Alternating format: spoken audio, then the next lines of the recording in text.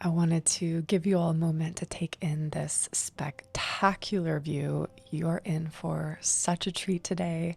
I'm in Venice, and in this video, I will be bringing you to one of the most incredible exhibits by a contemporary artist in recent history, as well as some exhibits by my absolute favorites like Mary Weatherford and Clare Tabouret, and they're all in these really beautiful historic palazzos.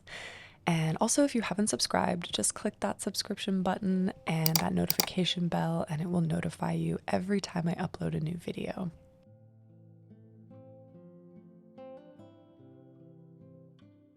Now we've got a lot to see, so we're going to start the day at Cafe del Doge. This is one of my favorite coffee shops in Venice. And then we're heading to St. Mark's Square because we are going to see Anselm Kiefer's exhibit at Doge's Palace.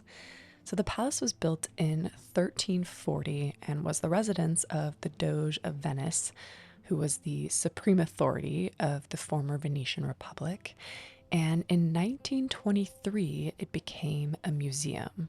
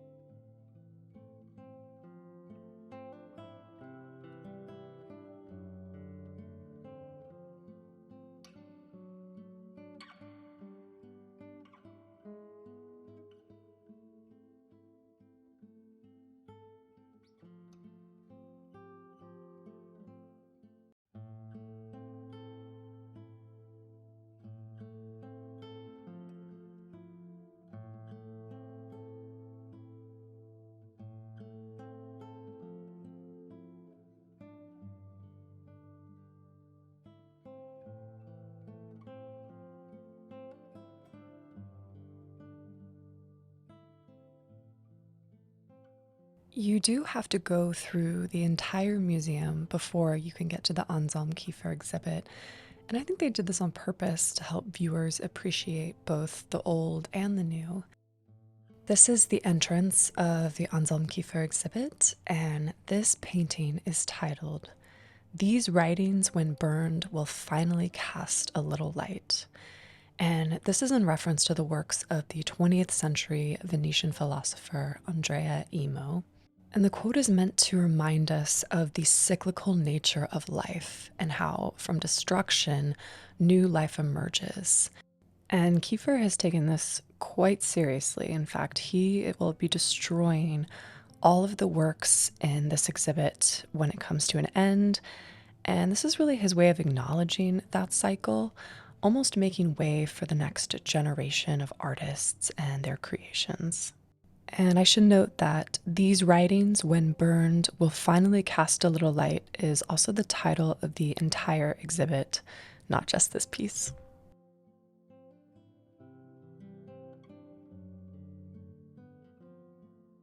In the main hall, his works cover each of the four walls from floor to ceiling, and they cover the works of famous Renaissance painters like Tintoretto, Palma il Giovanni, and Andrea Vicentino.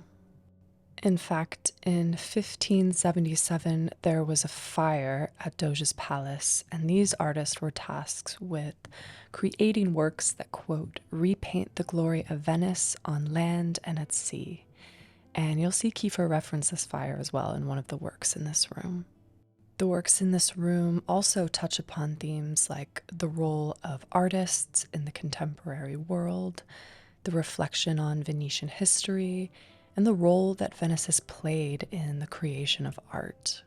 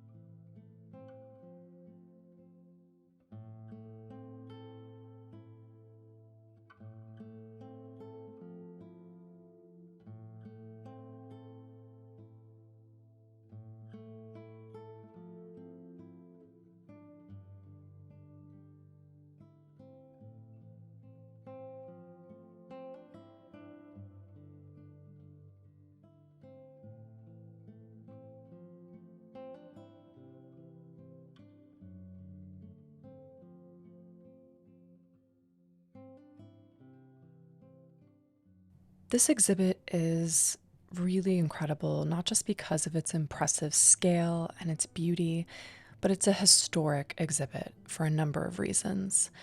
It's celebrating the 1600th anniversary of the city of Venice, as well as the fifth edition of Move Contemporaneo, which is a biennale started to bridge a relationship between contemporary art and museums. But what I think is the most impressive is that this is the first time that Doge's Palace has hosted contemporary art.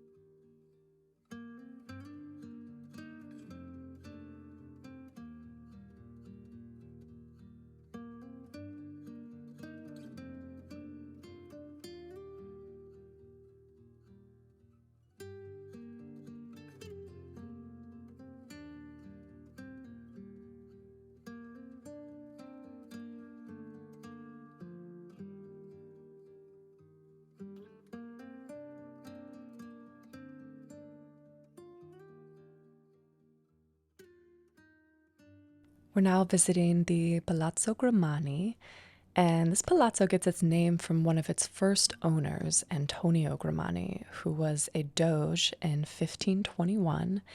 And in 1981, it became a state property, and it took about 30 years to restore it. It opened again in 2008, and now it's a museum and one of my favorite palazzos. Today we're going to see an exhibit by Mary Weatherford, who's an LA-based painter that's known for her large abstract paintings where she incorporates these neon light tubes. This exhibit features a series of new paintings inspired by the Titian masterpiece, The Flaying of Marsyas. And if you're not familiar with this painting, it is quite graphic. It shows the flaying or skinning alive of Marsyas, a satyr, or a quote, male nature spirit with ears and a tail resembling those of a horse. Anyway, he challenged the god Apollo to a musical contest, and the result was him getting flayed. You have to love Greek mythology. But anyway, Weatherford said that she was drawn to the work because of the, quote, marriage of horror and beauty, which she said embodies life's complexities. She said that in the New York Times. She said, quote, I thought it was the most evil painting I'd ever seen. Marsyas is resigned to his fate. My works have been dealing with fate since 1986. I'm interested in the choice of whether to turn left or right. And if you're familiar with Weatherford's work, she normally uses a much brighter color palette. But for these works, you can see her reference that muddy sort of Renaissance painting with her subdued color palette. And although the neon is a signature element of her practice, it's also a tribute here to the light of Venice, which reflects so beautifully on the waterways.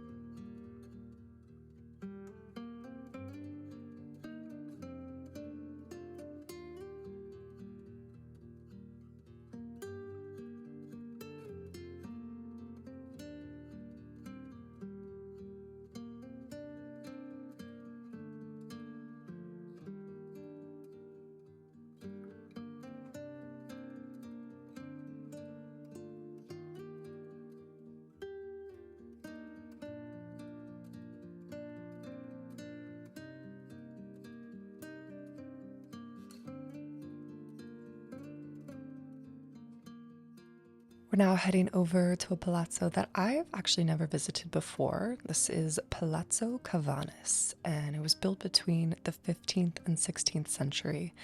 We're going to see an exhibit by Clare Tabouret.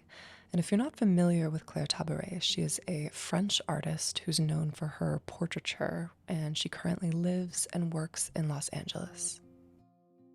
The exhibit begins in this really beautiful courtyard. You would never know that this was back here from the busy streets outside. And this is honestly the perfect setting for Tabouret's water sculptures. In all, there are 25 works from Clare Tabouret in this exhibit from as early as 2008, but most are from the past decade.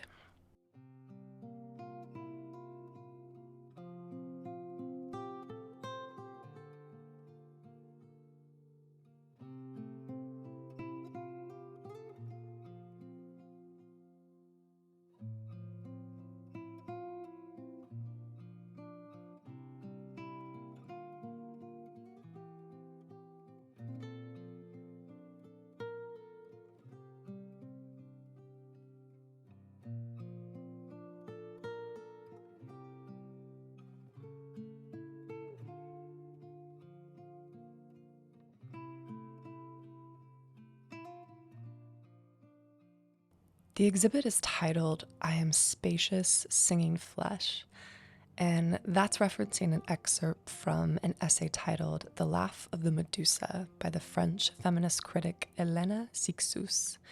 And the essay speaks to, quote, individuality and commanding women to use writing and the body as sources of power and inspiration. This makes a lot of sense since Tabouret is a master at capturing the identity of her subjects in her portraits. And the particular passage that the exhibit's title references is, quote, "I am spacious singing flesh, onto which is grafted no one knows which eye, which masculine or feminine, more or less human, but above all living, because changing, I." And this passage speaks specifically to the power of transformation, and that's a key theme throughout the exhibit. The transformation of self and society. Transformation is often a key catalyst to how identities are molded.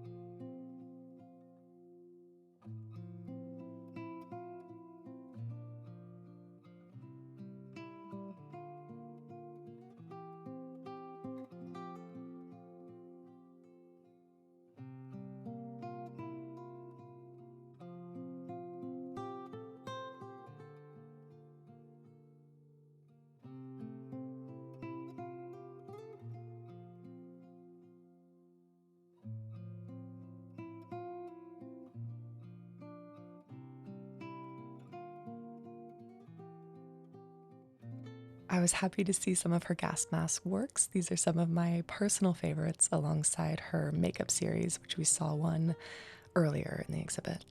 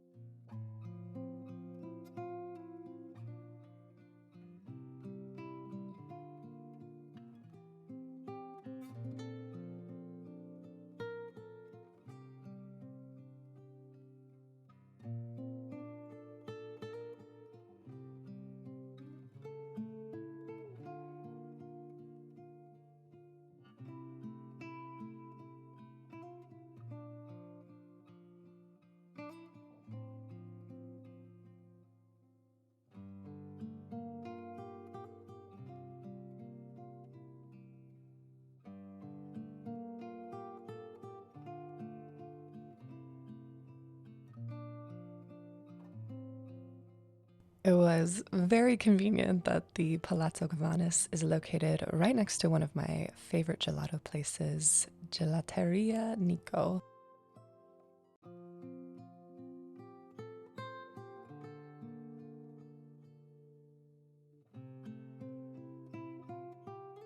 We're in for another culinary treat. We're actually going to take a little break for lunch at Vini di Turo.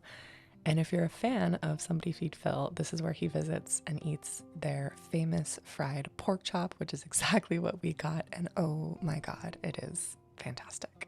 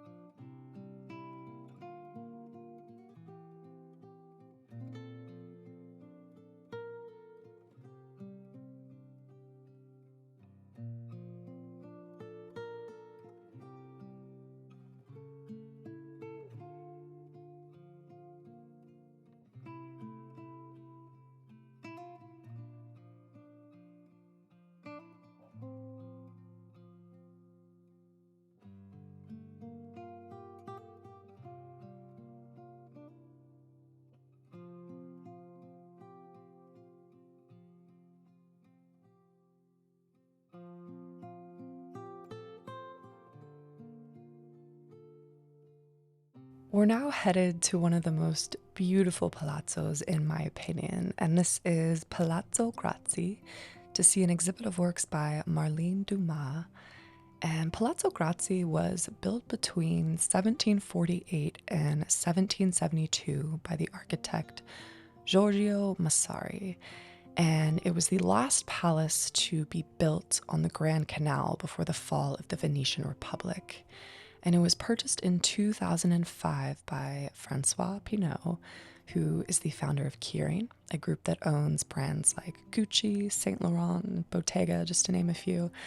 But the reason I'm telling you this is that he's also a massive art collector, which he has under the name the Pinault Collection. You've probably heard of the Bourse du Commerce in Paris, and in fact, that's probably why the same architect who did that building, Tadao Ando, renovate this palazzo.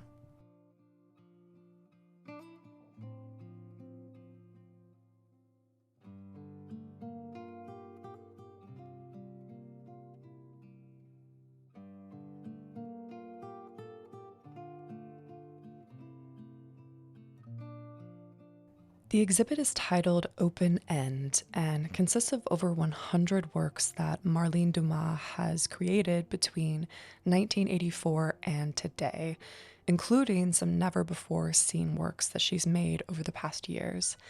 And I will say, I can only show you some pieces of the exhibit because Dumas is known for making some fairly explicit works that I don't think YouTube would appreciate me sharing. But I have provided a link below with more details about the exhibit, and they've included a guide that has details about each of the 100 works, which is very rare, so check that out for sure. Also, all of the works shown here come from either the Pinault collection as well as various museums and private collections. And if you're not familiar with Marlene Dumas, she was born in Cape Town, South Africa. She now lives and works in Amsterdam, and she mostly creates oil paintings on canvas or drawings with ink. And her work largely consists of portraits that represent, quote, suffering, ecstasy, fear, and desperation.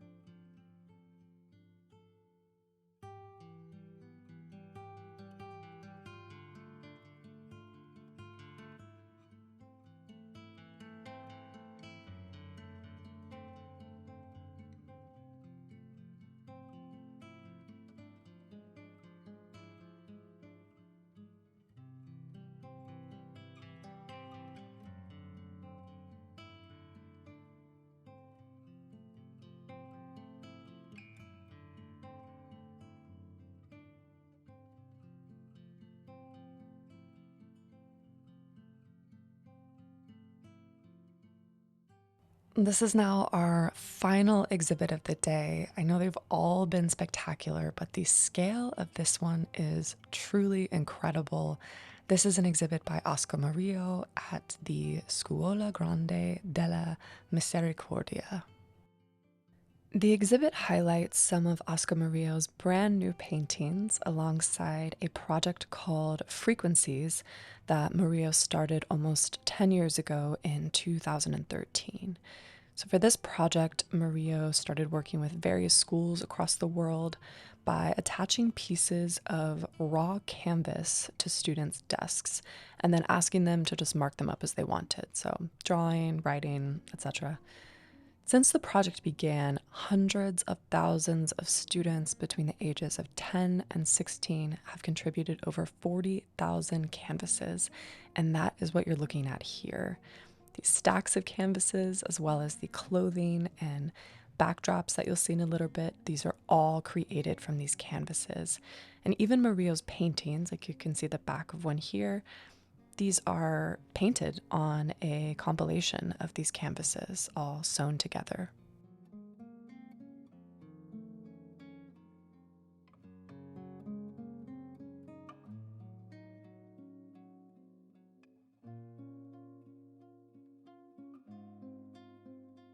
It should be noted that this isn't just your traditional kind of static exhibit, but over the months that it's on view, there will be public performances and talks and even a fashion show that will all follow four themes of dispersal, convergence, fragmentation, and reconfiguration.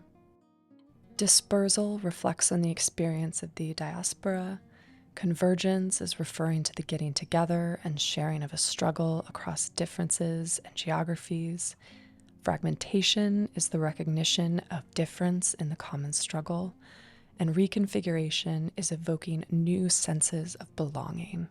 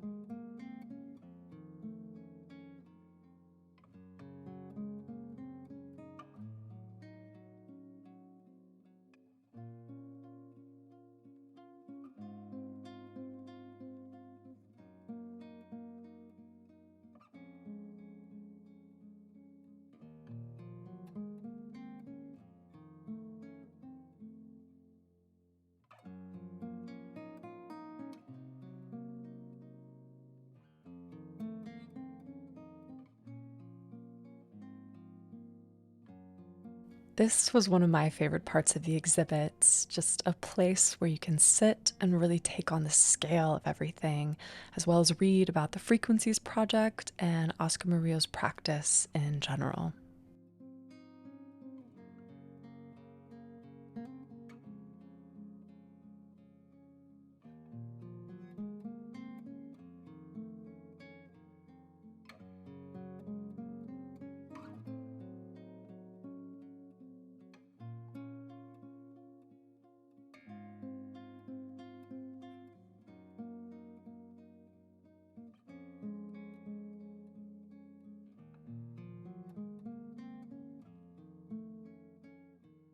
So this is where I'm going to be ending the video, but I will be bringing you all to the Venice Biennale in my next one, so make sure you're subscribed. You don't want to miss that one, I promise.